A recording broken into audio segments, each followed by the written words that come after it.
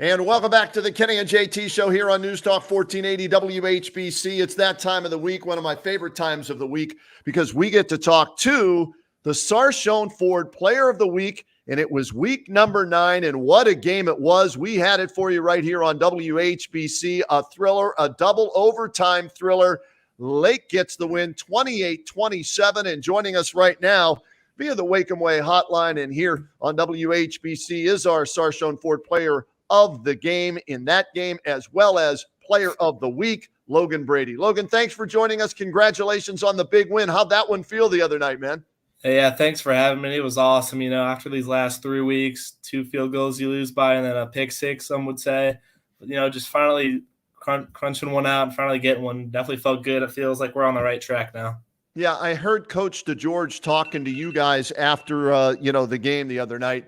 He had you guys all around. And, he said you guys deserved this one and you earned it. It wasn't pretty, but it's still a win. Take me through what the last 3 weeks have been like, because you've been so close in every game that you've played this year and were unable, for whatever reason, to come up with the big play. But then you guys were able to do that against Perry. Take me through that, and why did it change against Perry?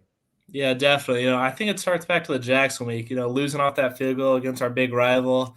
I remember looking across with my seniors and just everybody's emotional. There's no feeling like it. You can't make that up. It's something you see in a movie. And then to go against McKinley and have like the same thing happen, everybody felt like the same in a way, but it was different. It wasn't Jackson. But then you go to Hoover, and Hoover's a must-win game, and then you lose by another field goal. And I remember sitting in the locker room, me and my buddies, and we told ourselves, we can't have this happen again. It's not going to happen. So going into Perry, we knew it was going to be a good game. There's no big winner in the Federal League right now. I think everybody's pretty evenly matched. So, we just had to grit it out. And I'm really happy we had the right game plan, and we just finally were able to do it. Nobody gave up, so it was really great. Yeah, a great game. Perry jumps out early with that wing tee, and a lot of defenses need to actually go against it first, right, to get a feel for it. You can practice against it, but your practice team, no offense, isn't going to run it the way they do, right? So they go down and score on you. You're down 7-0. Looks like they're going to score again, and then I thought the game-changing play occurred on the blocked field goal, and Mason Champagne came in and blocked it. How big of a boost and momentum changer was that for you guys? Oh, it was definitely awesome. We just got him back last week after a tough injury. He had broken thumb, kept him out a couple of weeks, and it finally felt good to get him back. And, he was ready to get after, make a big play, and I think that really set the tone for what we wanted to do, even though we started off really slow. Like you said, nobody can really prepare for the wing tee because in practice you do it. It's not the same speed, but once you get to the game time, it's a lot faster. And I think everybody on defense was kind of like, whoa, surprised. But, once you had that block, I think we're like, all right, we can do this. We know what we're doing, and we finally did it.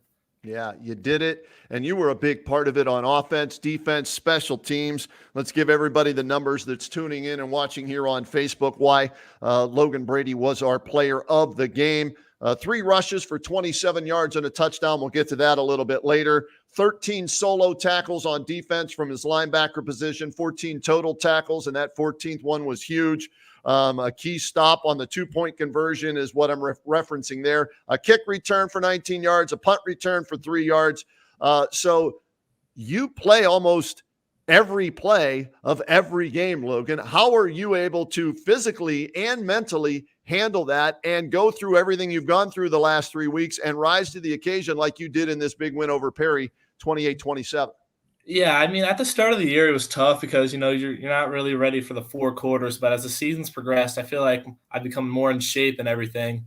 And like you said, I'm playing a lot, so I got to condition on my own on the weekends. I got to find time separately because I want to be out there on the field because I think with me out there, and not only me, but all the rest of the seniors, everybody's playing, we have a great shot to win.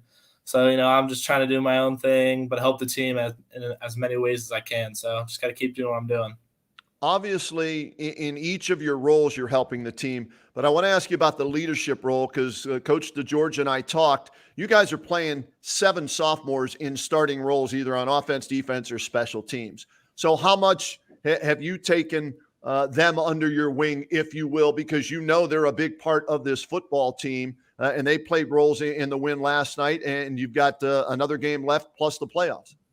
Yeah, I actually have a little brother in that grade, and my brother Evan, he's alongside me on the defense. So I already have that little brother in me. So I feel like I'm good friends with all of his friends now because I've known him for a long time. So I feel like they can trust me and they look to me as a good leader. And I'm just trying to show them the right way because only though I have a few games left, I'm hoping I can show them the right way and like the blue streak way. So once I'm gone and I come back and watch, they're still winning and we're doing something special. So I'm showing them the right ways. How much more important was it for you to win this game? Because it might be your last game as a senior at Lake Blue Streak Stadium. It was senior night, the victory bell. You get to ring that one more time at least. How important was that to you and your other seniors? Yeah, it was everything. I could tell everybody was emotional from the start. It was kind of quiet all week on our half of the locker room. Everybody knew what we wanted to do. It was the last chance for us seniors to possibly get to play there.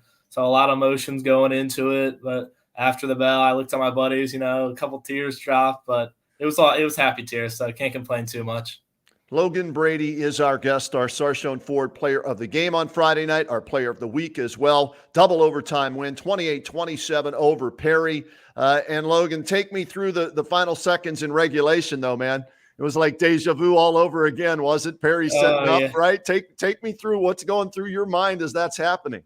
Yeah, so they were driving down the field. I had flashbacks to Hoover because they had the same thing when they had Drew Logan going down the field. They just kept feeding the ball. We couldn't stop them. They had a great running back from Perry, so they kept giving them the ball. But luckily, we had a couple flags, so the ball got pushed back, and then they had one kicked it, went straight through. Everybody's head dropped with the flag out or thrown out.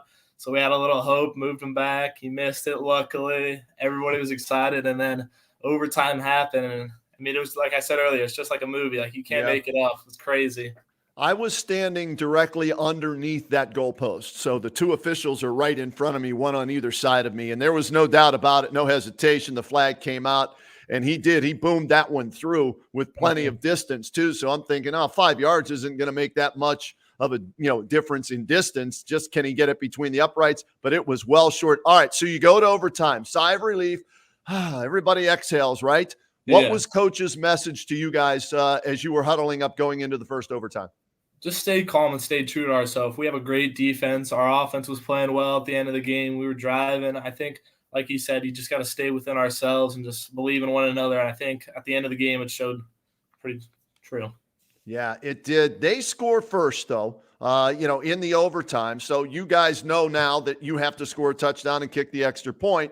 It didn't take long. That's where you come into play. That was your big offensive play. So was that something you guys were saving for a special situation, or is that just a typical play where you come in motion and take it and you dance all the way into the end zone?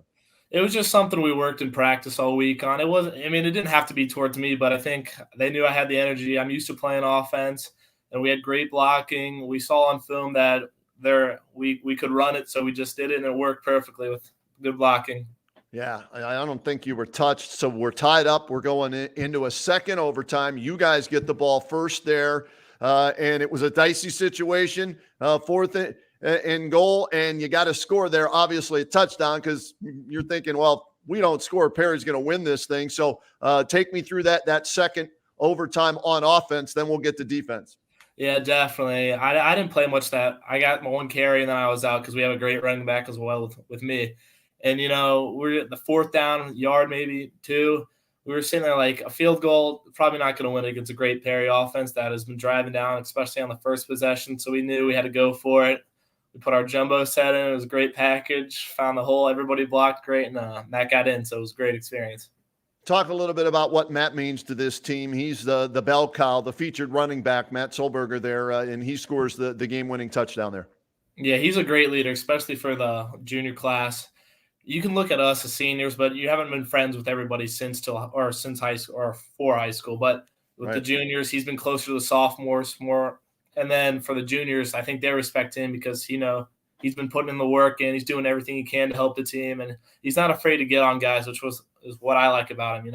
He's not afraid to call somebody out. And I think everybody respects that about him.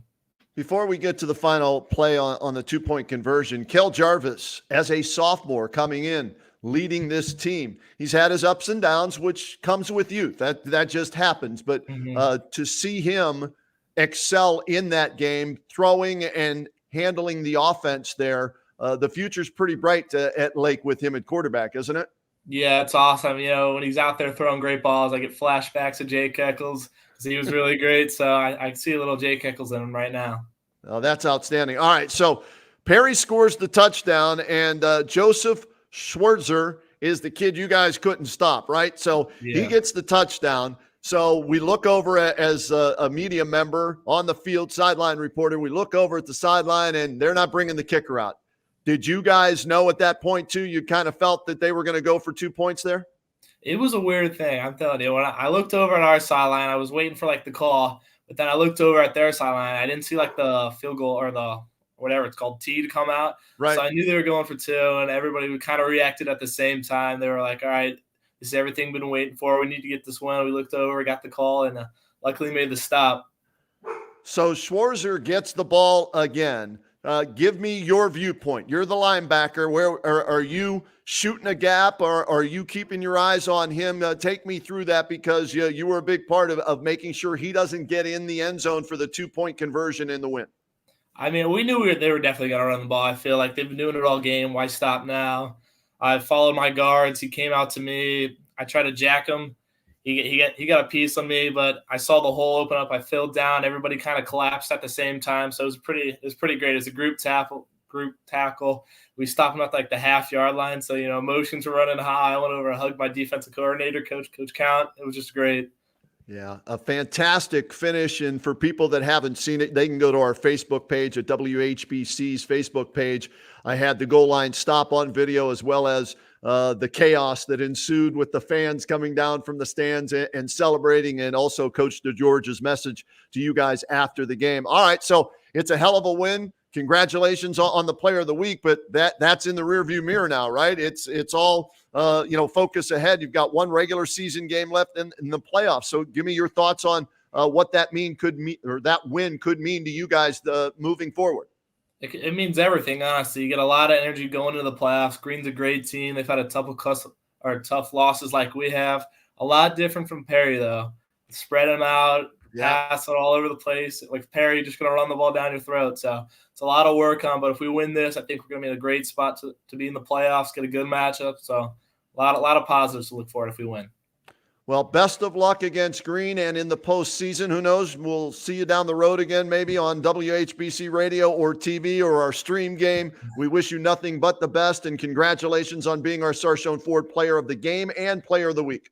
Yep, thanks for having me. Logan Brady, our Player of the Week. And what a game he had, and he helped his team finish it off with that big stop on the 2-point conversion, and they beat Perry 28-27. And again, his numbers, 27 yards rushing and a touchdown, 14 total tackles. He had the one big stop there with his teammates on the 2-point conversion, a kick return, a punt return. So this guy did a little bit of everything in a great win for the Lake Blue Streaks. All right, we'll get a break in right now. We'll come back with more of the Kenny and Jay